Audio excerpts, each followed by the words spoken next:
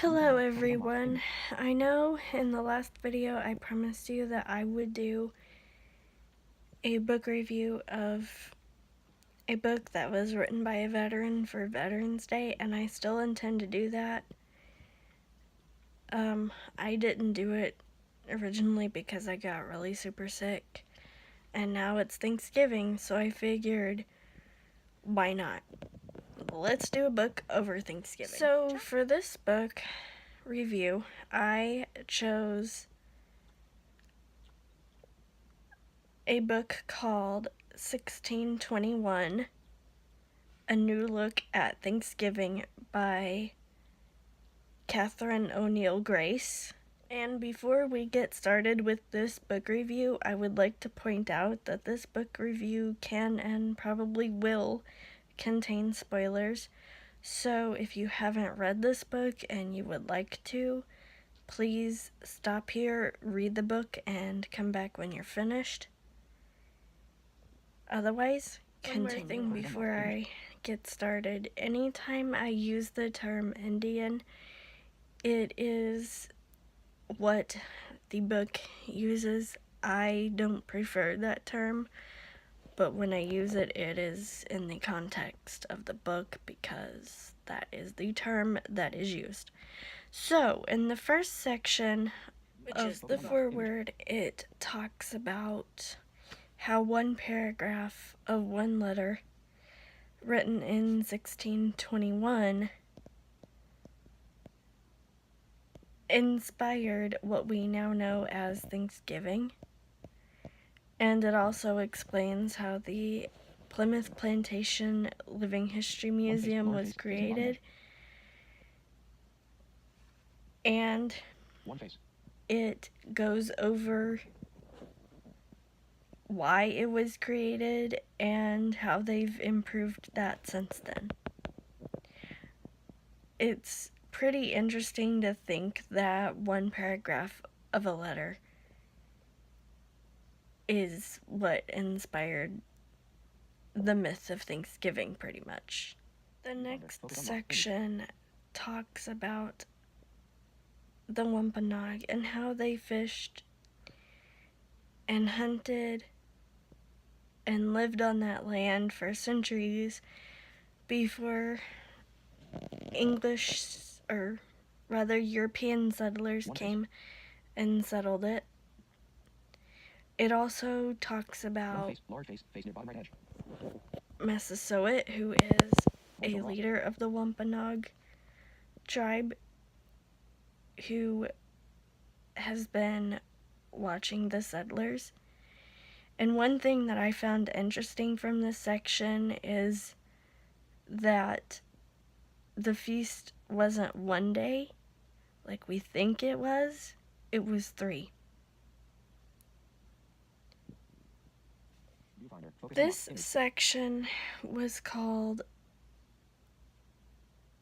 People of the Light, which I found it interesting that that was what Wampanoag meant.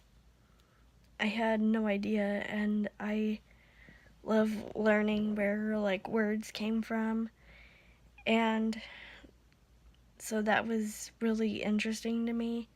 It also talked about what they hunted for food, and when they went fishing, what they caught, and where their territory extended, and that they respected the land, which I think is good. I think we should all respect the land, and that's one thing that we're lacking, is respect for the land.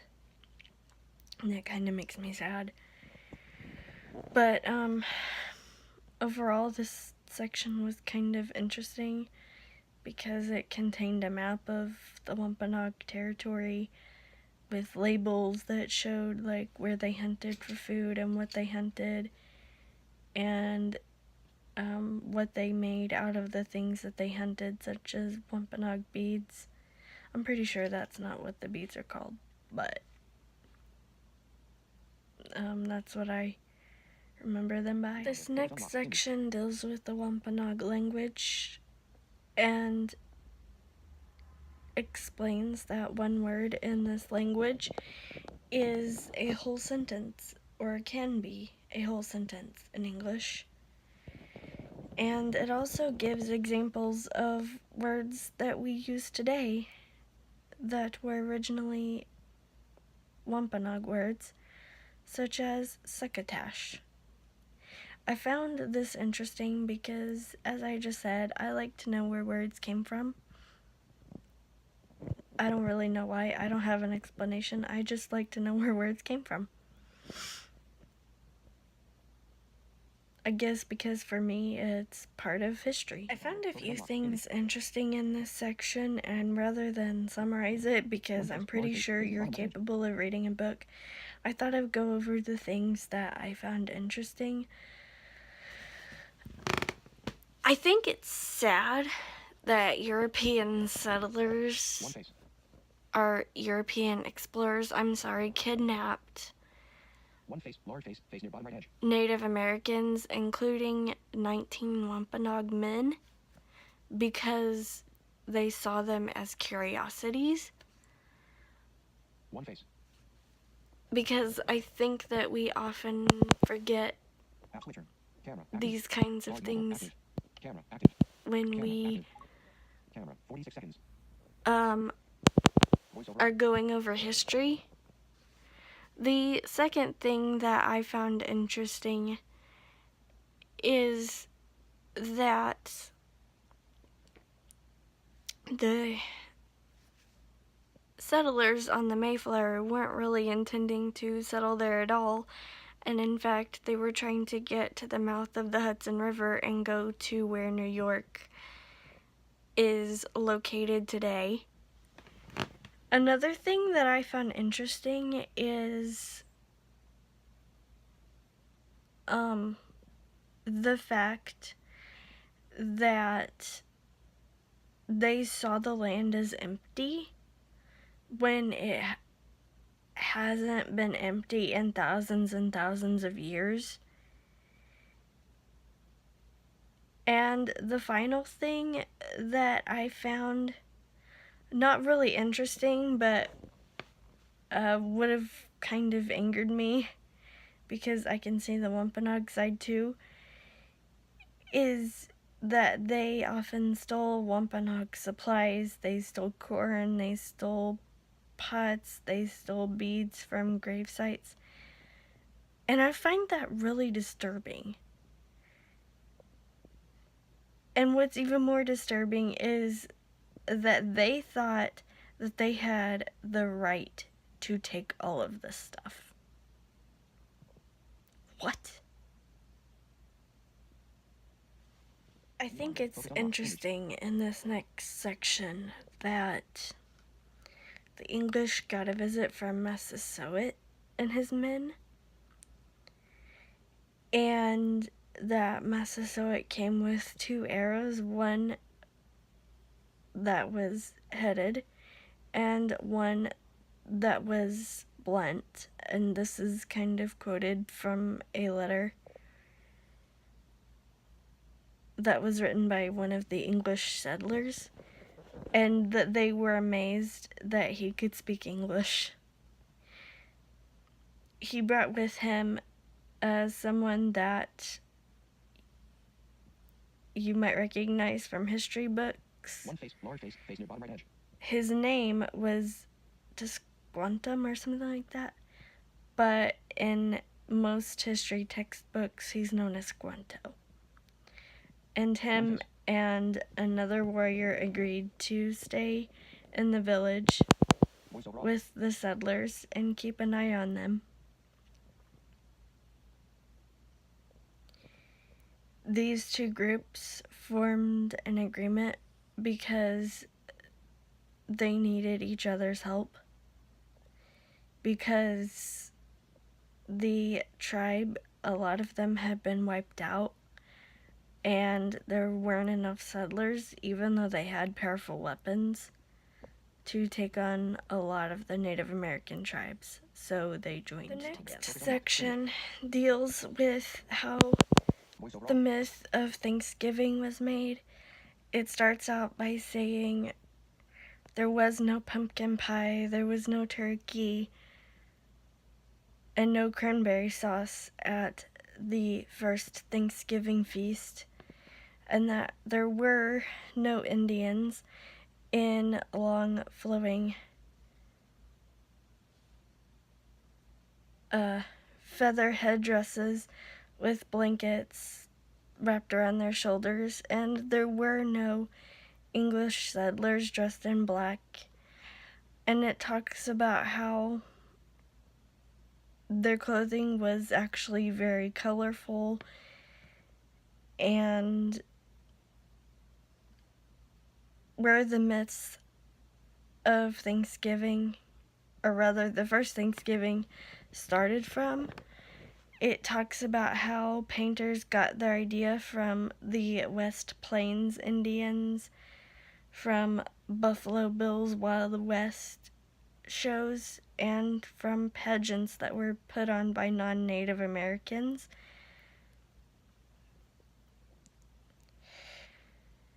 I found this really interesting because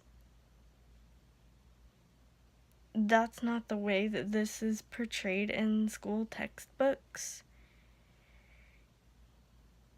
And I kind of feel like it should be. Because I feel like we should be telling our students the truth. The next section talks about how Edward Winslow's letter became the basis for the myth of Thanksgiving. But how it wasn't the whole story. And it goes on to explain some of the events leading up to it.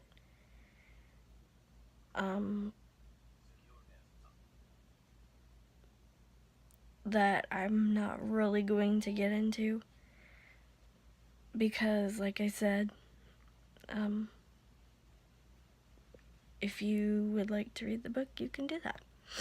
But basically, it talks about how the feast was 3 days and how the Wampanoag provided 5 deer and how it was multiple meals and there were various other entertainments such as games and stuff like that both the colonists and the Wampanoag engaged in. The next section talks about the different kinds of food that were available and some that were not. For example, cranberry sauce didn't exist and neither did pumpkin pie. And it gives the reasons for these as lack of sugar and lack of several other foods as well. And there's also 2 recipes that you can make, which is beneficial for teachers because you can actually either do this and bring it into your class, or you can have your students make it at home and bring it in as a class project. This section talks about how Thanksgiving was familiar to both the Wampanoag and the English settlers. It talked about how the Wampanoag gave thanks when their crops were harvested, as well as other times, and how the English settlers gave thanks, which usually involved prayer services in the morning and in the afternoon. And the book pointed this out and said that it was interesting, and I agree, that the English settlers did not refer to the 1621 harvest feast as a Thanksgiving, and in fact the first one that they referred to as Thanksgiving happened in 1623. So I found that kind of interesting that we now associate Thanksgiving, or rather the first Thanksgiving, with 1621 instead of 1623. The evolution of Thanksgiving is the next section, and that just basically talks about how what we now know as Thanksgiving came about. One of the things that was pointed out is that the English celebrated Thanksgiving when they attacked native peoples. One of the examples that they give is when they destroyed Pequot Fort. I found that interesting and also really, really cruel that they would do that. I don't think I would want to celebrate the killing of anyone like that. That just seems really cruel. It also talks about how that passage that was mentioned earlier in that letter was rediscovered, and that was how the 1621 celebration of the first Thanksgiving, of the first harvest, was labeled the first Thanksgiving. In the next section, it talks about how the peace that was felt was only for one generation, which I find really sad, because then politics and the fact that the English settlers wanted more land and all kinds of tensions came about, and lots of people died or were enslaved, and I just find that really sad that the peace wasn't kept and all of that. Like, I know that's part of history, but it's just really sad.